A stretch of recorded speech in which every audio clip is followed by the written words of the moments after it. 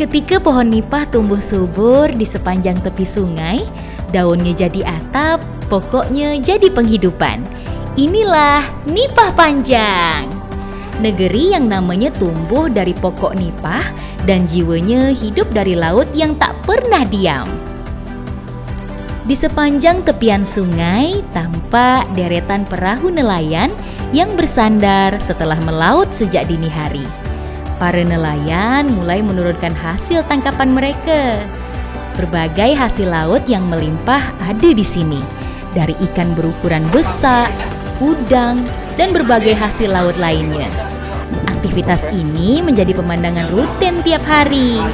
Di sekitar sungai, berdiri rumah-rumah panggung yang menjadi tempat tinggal para nelayan. Disinilah kehidupan mereka berjalan. Perkenalkan, saya Ainun Hussein. Saya seorang traveler yang akan menjelajah nipah panjang nih. Kalau kita bicara tentang nelayan, tentu tak bisa lepas dari laut. Tapi sebelum sampai ke laut, kita akan melewati beberapa pulau kecil. Di sepanjang laut, kehidupan nelayan terus bergerak. Sejak matahari belum sepenuhnya naik, perahu-perahu dah tampak bersiap di perairan. Setiap nelayan punya cara alat tangkapnya sendiri. Ada yang menggunakan jaring, ada yang jaring insang ikan hurau, dan jaring togo. Alat tangkap yang berbeda menghasilkan tangkapan yang berbeda pula. Semua disesuaikan dengan pengalaman, kebiasaan, dan kondisi laut hari itu. Di antara alat-alat tangkap nelayan yang terpasang di laut, sering tertengok burung-burung yang hinggap di atasnya. Mereka menunggu sisa ikan atau sekedar beristirahat di tiang jaring togo. Pemandangan burung-burung yang berterbangan di atas permukaan air menambah warna pada suasana di laut.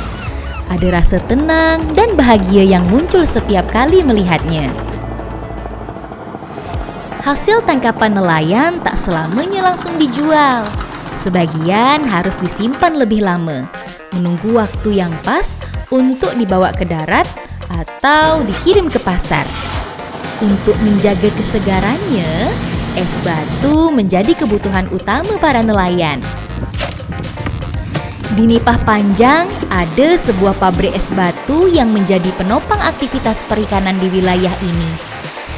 Pas saya tengok proses pembuatan es batu nih, sekejap aja, goyang-goyang sikit, dah jadi. Setiap harinya, pabrik ini memproduksi balok-balok es dalam jumlah yang besar, yang kemudian diangkut ke kapal-kapal nelayan.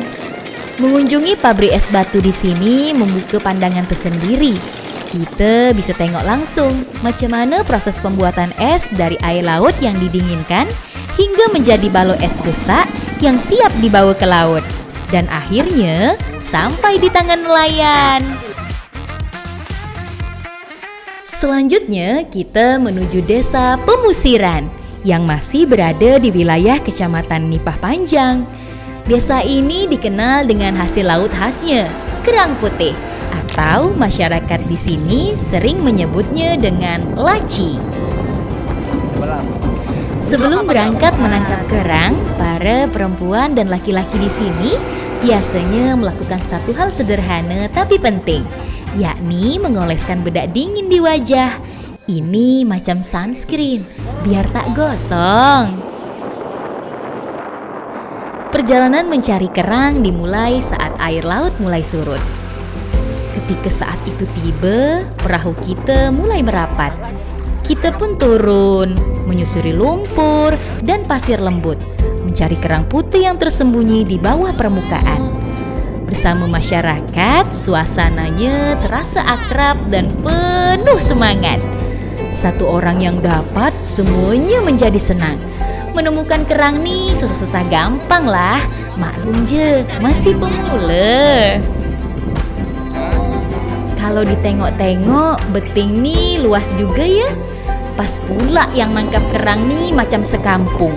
Akhirnya terpikir, kita main sepak bola.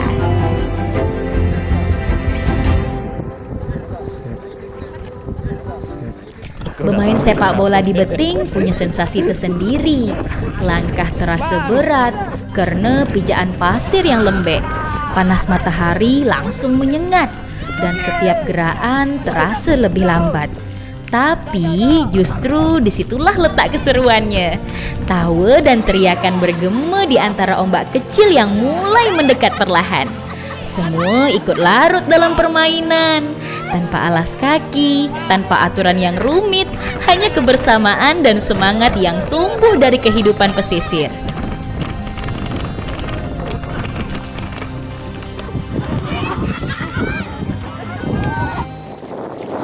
Setelah lelah seharian di laut dan bermain di beting, akhirnya tibalah saat yang paling ditunggu-tunggu, memasak hasil tangkapan kerang putih.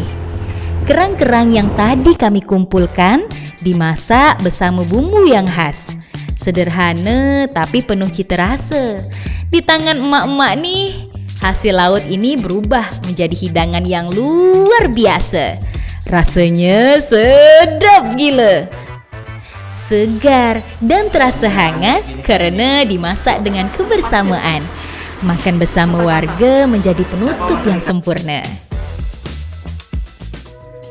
Kira-kira ada apa lagi ya di desa ini? Ternyata di desa pemusiran juga ada pengrajin batik.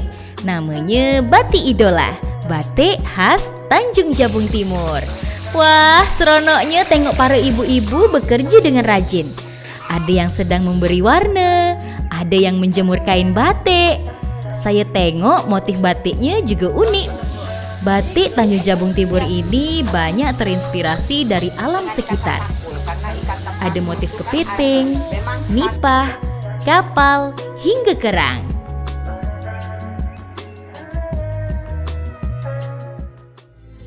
Makanan sehari-harinya ini ya. Ternyata untuk membuat batik di sini digunakan cetakan khusus. Prosesnya disebut membatik dengan teknik cap. Setiap cap punya motif yang berbeda. Kalau ditengok koleksi cap batiknya banyak ya. Coba tengok hasil batiknya. Cantiknya. Warna-warnanya cerah, motifnya macam-macam. Ada yang motif kepiting, pokok nipah, ada juga kapal dan kerang. Setiap kain seperti punya ceritanya sendiri tentang laut, hutan, dan kehidupan pesisir Tanjung Jabung Timur. Melihat hasil karya ini, kita bisa merasakan macam mana kreativitas masyarakat di sini tumbuh dari alam sekitarnya. Selanjutnya, kita menuju UMKM yang berbeda dari yang lain, kerupuk cumi. Baru dengar kan? Samalah saya juga. Biasanya kerupuk udang, ikan, ubi. Bersama Ibu Siti Sakira, saya ikut belajar macam mana proses pembuatan kerupuk ini. Dari awal sampai siap dikemas. Cumi-cumi segar yang baru didapat dari laut dibersihkan terlebih dahulu. Eits, tinta cuminya jangan dibuang ya, sebab tintanya mempengaruhi cita rasa. Cumi dihaluskan, dah tuh adonan dicetak.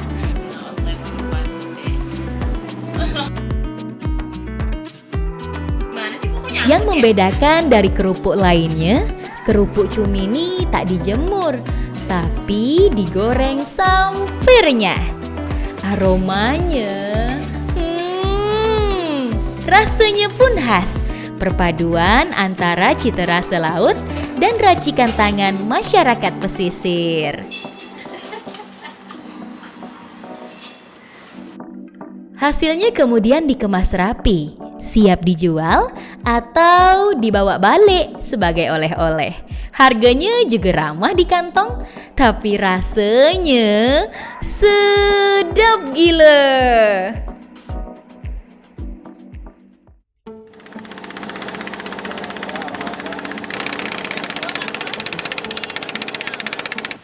Kalian tahu Pulau Berhala? Dulu pulau ini pernah jadi salah satu destinasi unggulan Provinsi Jambi dan memiliki tempat penting dalam sejarahnya. Dari Pelabuhan Nipah Panjang, inilah rute yang paling dekat. Pelancong bisa menyeberang menggunakan jet foil, speedboat, atau pompong milik warga setempat. Disinilah terdapat makam Raja Jambi, yaitu Datuk Paduka Berhalo. Sosok yang menjadi bagian dari cerita asal-usul dan kebanggaan negeri Jambi. Namun seiring waktu, Pulau Berhala tak lagi menjadi bagian dari Provinsi Jambi. Kini pulau ini termasuk wilayah Kepulauan Riau, tepatnya di Kabupaten Lingga. Meskipun begitu, hubungan masyarakat Jambi dengan Pulau Berhala tidak betul-betul hilang. Sampai sekarang, banyak warga Jambi yang masih berkunjung ke sana. Sampai saat ini, fasilitas yang pernah dibangun oleh pemerintah Tanjung Jabung Timur masih digunakan, seperti homestay, pendopo, dan sisa tiang dermaga. Pulau Berhala memang menawan.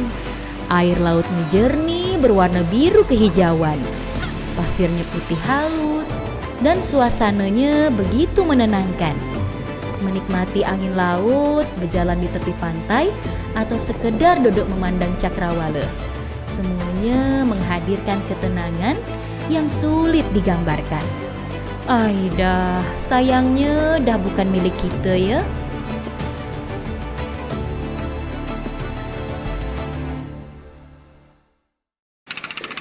Salah satu kearifan lokal masyarakat Nipah Panjang yang menarik adalah penyeberangan motor menggunakan pompong. Alamak, apa lagi nih? Tenang-tenang. Bagi masyarakat sini, pompong bukan sekedar perahu, tapi sarana penting yang memudahkan aktivitas sehari-hari. Saya pun ikut merasakan langsung pengalaman itu. Penyeberangan motor dengan pompong ini betul-betul membantu masyarakat. Karena jika lewat jembatan, jaraknya cukup jauh. Keseruan terasa sejak awal saat motor mulai naik ke atas pompong.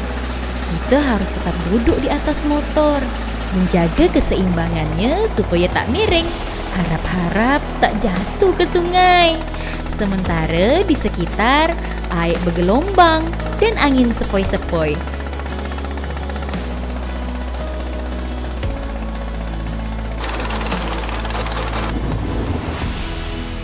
Selanjutnya saya gas motor nih ke Simpang Datuk, salah satu wilayah yang menjadi sentra produksi padi dan lumbung pangan utama di Kabupaten Tanjung Jabung Timur.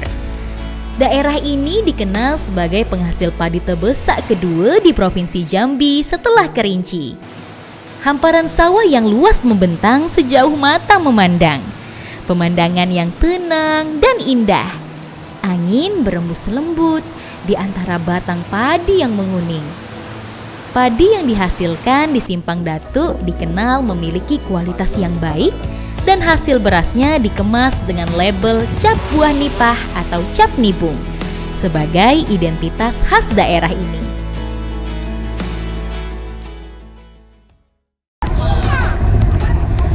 Di Nipah Panjang ternyata juga ada tradisi yang seru betul, pacu perahu. Saya bertemu dengan sekelompok anak muda Nipah Panjang yang sedang berlatih di sungai.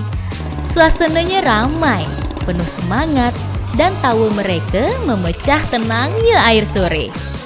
Saya pun berkesempatan untuk ikut mencoba, merasakan langsung macam mana rasanya mendayung pacu perahu. Wih, serunya! Air memercik ke wajah, ritme dayung harus kompak, dan tenaga betul-betul terkuras.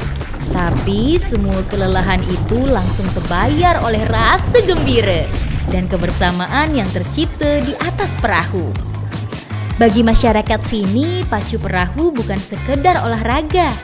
Dia adalah simbol semangat gotong royong dan kekuatan komunitas pesisir yang hidup berdampingan dengan air dari generasi ke generasi.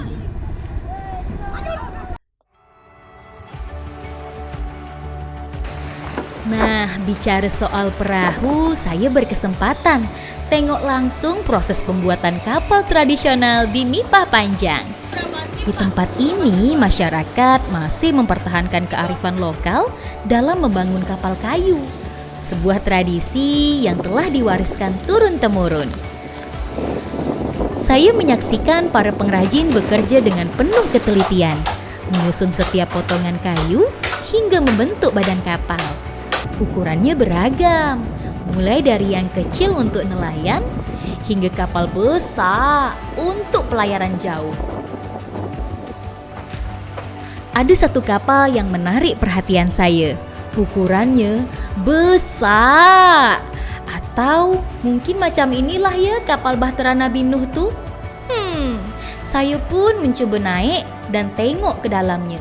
Luas, kokoh, dan dipenuhi aroma kayu baru yang khas.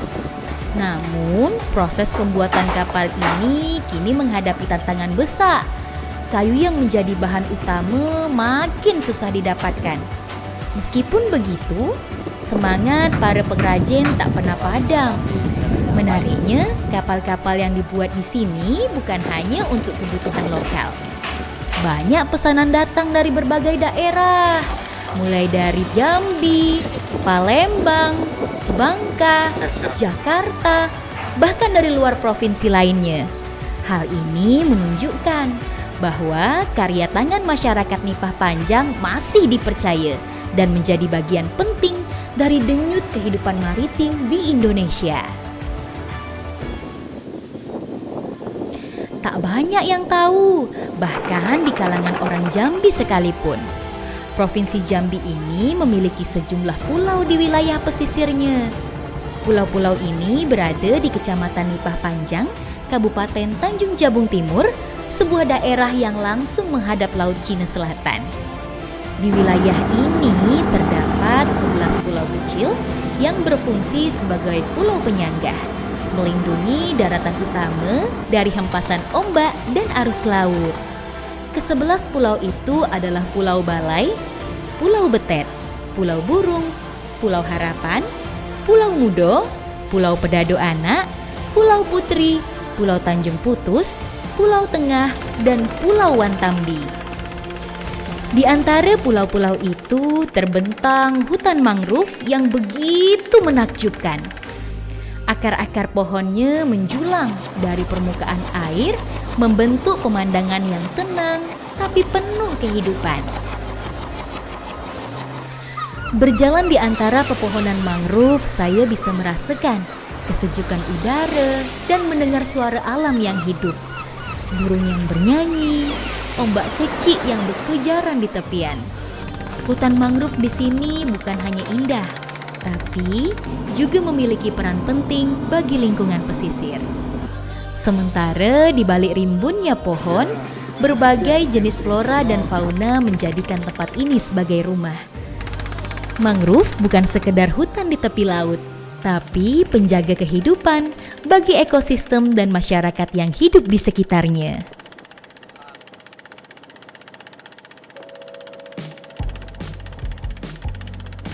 Perjalanan saya kali ini tiba di Pulau Burung, salah satu pulau penyangga yang masuk dalam kawasan area pengguna lainnya, di bawah pengelolaan Balai Konservasi Sumber Daya Alam atau BKSDA.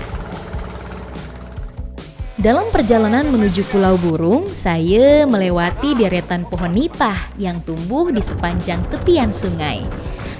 Di antara rimbunnya pohon, telah nampak pula buah-buah nipah bergantung. Besar, warna coklat tua, tak pernah saya tengok di pasar buah. Saya pun penasaran dan berhenti sejenak. Ingin mencoba mencicipi buah nipah secara langsung. Saya membelah buah ni harus gunakan parang, karena buah ni keras, susah betul dikupas. Pas dah terbuka, nampak daging buah berwarna putih bening, kenyal dan mengkilap. Pas saya cuba, rasanya mirip macam kelapa muda, lembut dan manis. Rasa penasaran dah terbayar.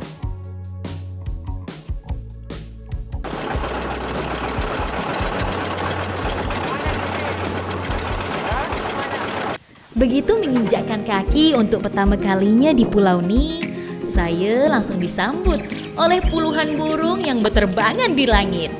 Saya kejarlah burung-burung tuh. Suara mereka memenuhi udara, menciptakan suasana yang hidup dan damai. Mungkin karena itulah tempat ini disebut Pulau Burung, sebuah nama yang benar-benar mencerminkan keindahan alamnya. Pulau ini dikelola oleh Pak Mansur yang tinggal di sini bersama keluarganya. Beliau adalah orang pertama yang mengelola pulau ini dengan lebih dari 20 lebih tambak ikan alami berukuran besar serta kebun kelapa dan kebun jeruk yang tumbuh subur di pulau ini. Saya pun ikut memanen hasil tambak dan yeay, saya dapat udang galah. Ada juga ikan-ikan segar lainnya yang masuk ke dalam jaring. Tak ketinggalan, saya juga mencicipi jeruk dari kebun Pak Mansur. Manis dan segar. Nampaknya jeruk saja tak cukup untuk hilangkan dahaga saya nih. Selepas berkeliling kebun Pak Mansur yang luas gila, saya nak minta tolonglah ambilkan buah kelapa muda nih. Segarnya. Pulau Burung meninggalkan kesan yang hangat dan menyenangkan. Bicara soal kelapa, masyarakat Nipah Panjang juga menggantungkan penghasilan dari perkebunan. Salah satunya kelapa dalam. Kelapa dalam di sini menjadi komoditas unggulan yang bahkan diekspor ke luar negeri. Setiap hari, para petani membawa hasil panen mereka menggunakan perahu kecil melewati sungai. Dari situ, kelapa-kelapa itu kemudian dipindahkan ke kapal yang lebih besar dengan bantuan alat angkut sederhana. Saya berkesempatan tengok langsung prosesnya. Pengangkutan kelapa ke atas kapal ekspor yang berukuran sangat besar, mampu menampung hingga 320 ton muatan. Pelabuhan Nipah Panjang menjadi pintu ekspor utama bagi hasil kelapa dalam dari Jambi. Ketika kapal penampung telah penuh, barulah kapal besar ini berlayar meninggalkan dermaga, membawa hasil bumi masyarakat Nipah Panjang menuju pasar dunia.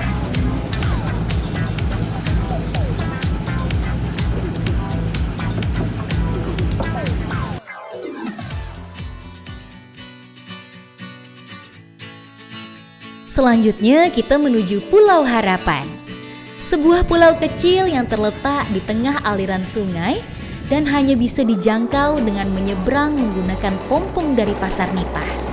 Saya pun ikut menyeberang, menikmati pemandangan perkampungan nelayan dari kejauhan. Setibanya di Pulau Harapan, kehidupan masyarakat di sini begitu lekat dengan laut. Di sepanjang jalan, nampak warga sibuk membersihkan ikan yang baru mereka dapati untuk kemudian dijemur menjadi ikan asin. Aroma asin khas laut berpadu dengan terik matahari siang, menjadi bagian dari keseharian mereka.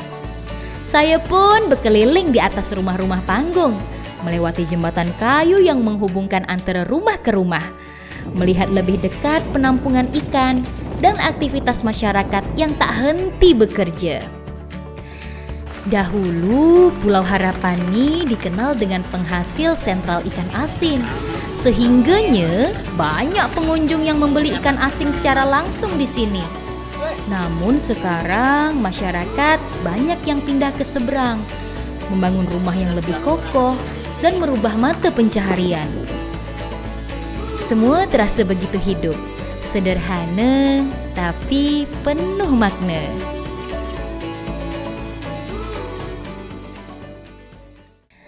Nipah Panjang bukan sekedar titik di peta. Ia adalah kisah yang hidup tentang ketekunan, kearifan, dan cinta pada alam. Di sini setiap gelombang menyimpan harapan, setiap hembusan angin membawa kenangan, dan setiap senyum warganya menyambut siapapun yang datang. Jadi, jika suatu hari nanti langkahmu membawa ke timur Jambi, datanglah ke Nipah Panjang. Nikmati hangatnya matahari pesisir, hirup aroma lautnya, dan rasakan sendiri keindahan yang tak sekedar terlihat, tapi juga terasa di hati. Oi, saudara mara, yuk ke Nipah Panjang!